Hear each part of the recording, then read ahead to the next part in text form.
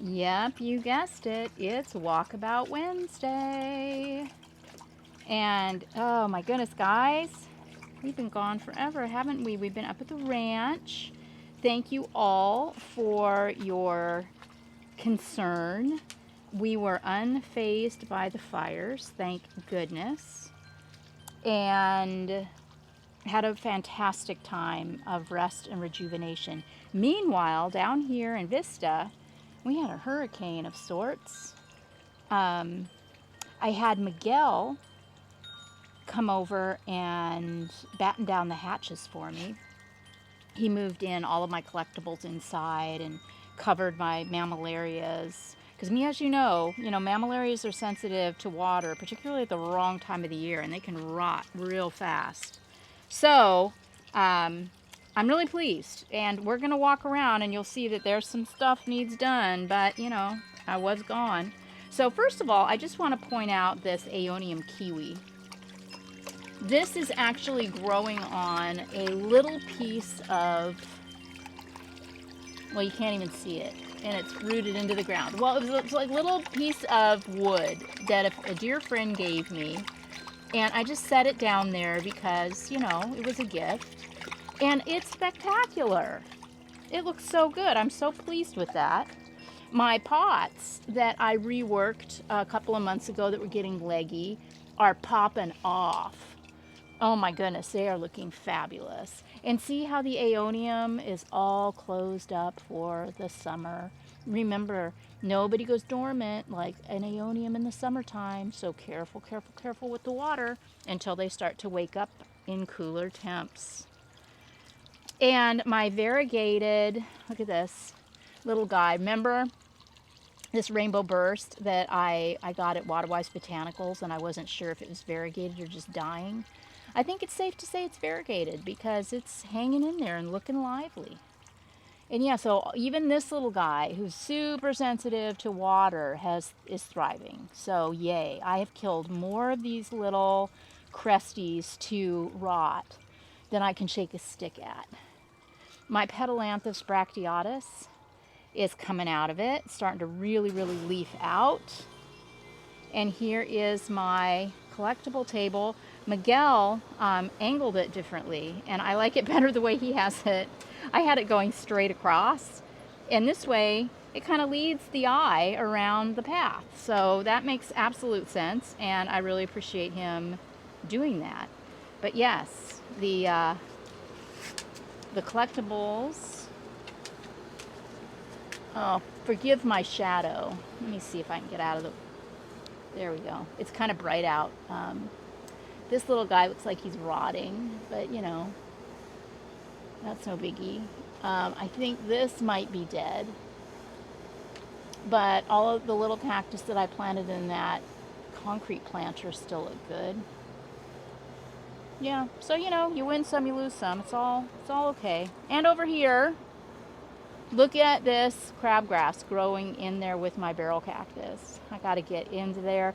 And you know, I just kind of been kind of lazy because it's actually going to be kind of a big deal because these, you know, see how I raised this up and I terraced this garden, and these lava boulders, you know, they're not in there really tightly. So if I start digging around up there, I could disrupt my retention, and that would be a hot mess. So I'm in no hurry to get in there. Believe you me. All right. Bentley, look out. Oh my gosh, my Geminifull, my, what is this? Oh gosh, it just went right out of my head. Oh, that you can tell I've been gone. Come on, what a brain fart I am having. Gymnocalacium, yay, looking amazing. And this little mammillaria looks so good. The Antipurpureum, you'll see one over by the lemon tree that's got to be dealt with, but this one, I still like the look of it. And the Aloe Topaz, fantastic. Just doing so well. My mangaves are doing great. Oh, sidebar.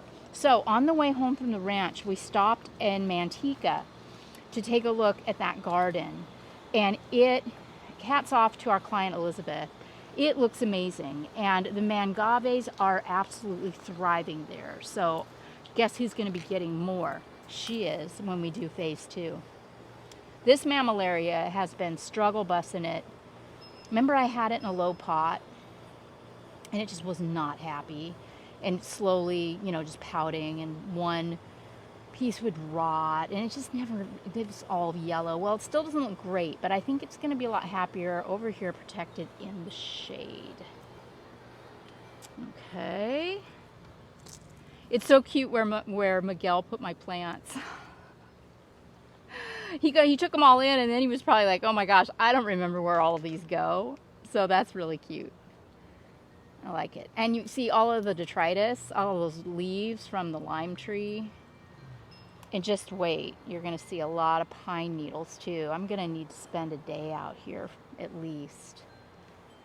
When your echeveria throws off a bloom like this, watch closely for 2 things. 1, watch for aphids that love this new growth.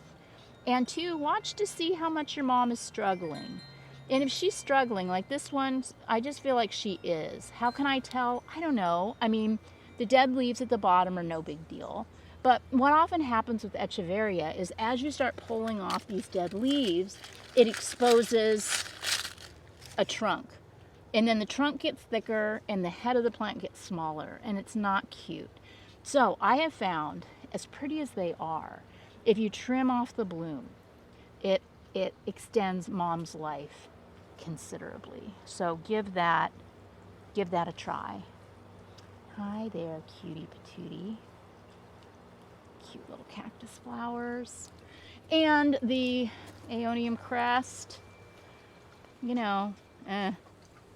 not great, but it is summer, so we're gonna let that go. And the Portulacaria afra variegata, I'm gonna be yanking that out pretty soon because it's too aggressive in this small garden. Look at my superbum. No, that's not superbum, is it? I feel like superbum has a rounder leaf. But whatever it is, it's stunning. But look, guys, look at the mangave taking over. Dang it. Again, this is so gorgeous. Look at that under there.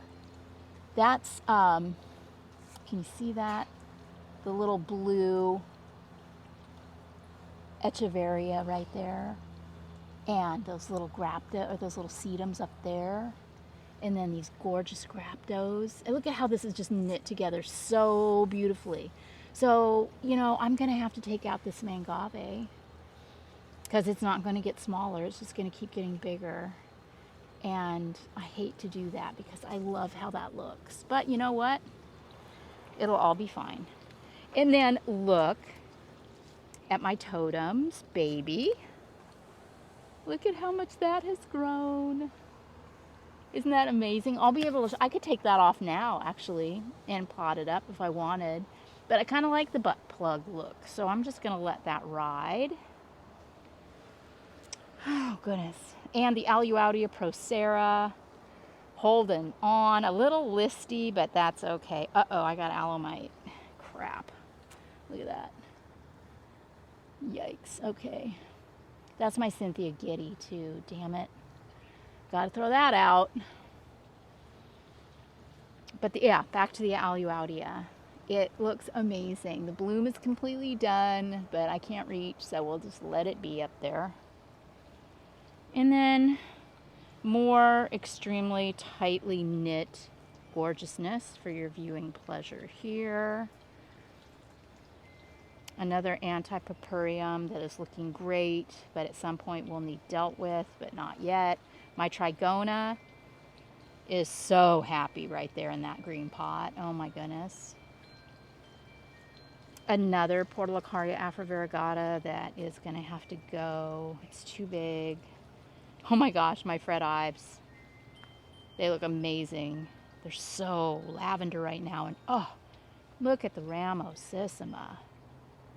that Gordon gave me when we moved in. It was so tiny. It was in a little 6-inch pot. And look at that. I check this very, very carefully for alumite. I am not going to let that go. If I see any, I am going to cut it off, treat it, and pray to the garden gods. But I don't see any. And the agave variegata is stunning. No pups. She still hasn't pupped for me, but she has gotten so much bigger. Look at how she is crowding the plants around her. Just looks sensational. And now, see, there's a pine tree right here in the golf course, and a couple a little further back right there. But when the wind blows in from the west, I get so many needles, and you're going to see them now.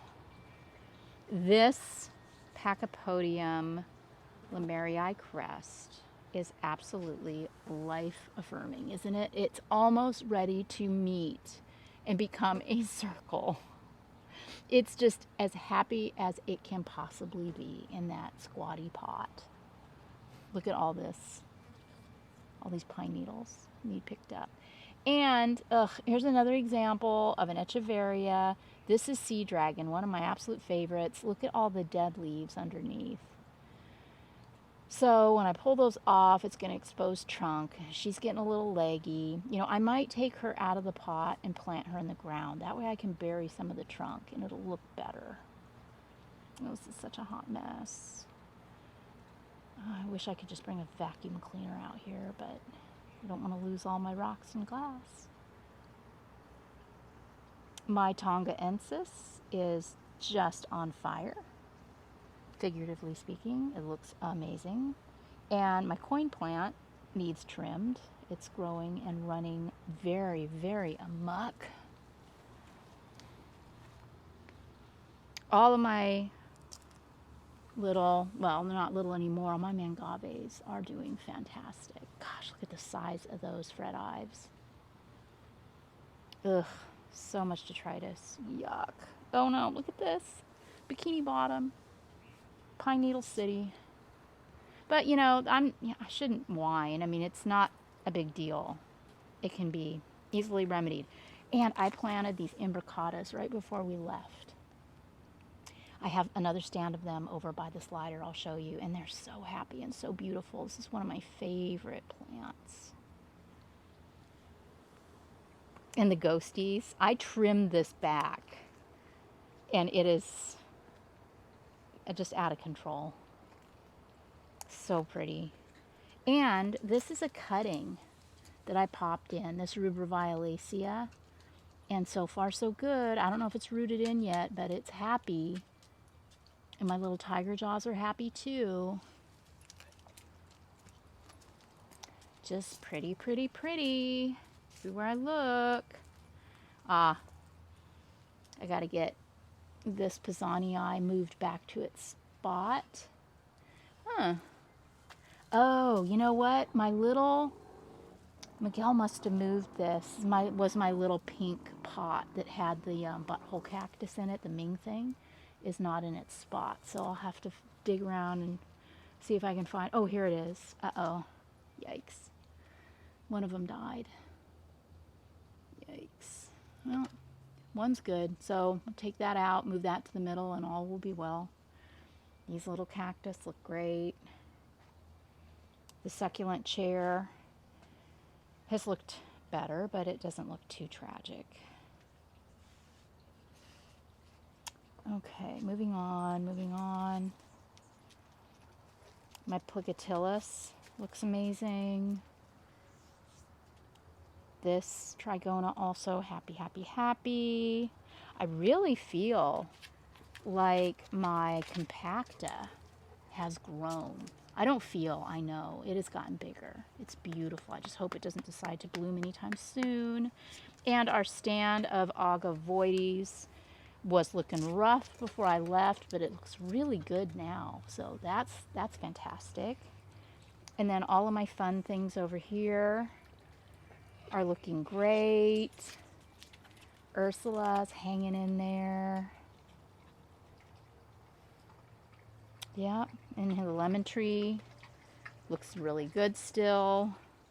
Look how green and happy all those leaves are.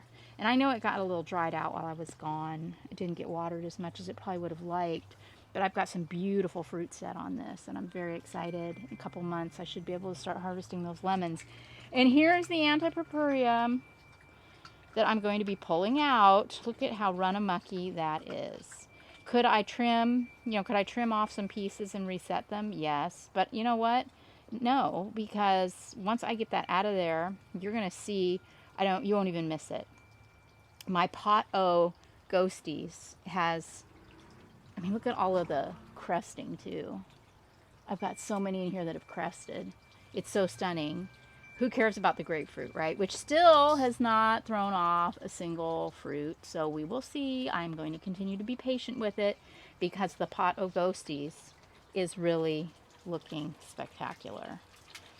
And this guy got a little bit sunburnt, it looks like, but you know what? It's okay. And here's my other imbricatas that I was telling you about. Can you even? So beautiful. Ugh. Okay. Well, that's it. We're taking this week to kind of get settled in and communicate with some clients and get our schedule laid out. We will be breaking ground on a project in Scripps Ranch next week, and we'll also be doing a redesign of a little area in Coronado next week. So you'll be seeing a lot more of me. I'm really, really excited to be back. I've missed you all so much, and I'm so thankful that I have really the best of both worlds, because I love the ranch, but I love it here too. So, I never feel, oh, I have to go home, or, oh, I have to go to the ranch. It's always great to go, and it's always great to come back. So I love you, miss you, and we will see you all soon. Bye, guys.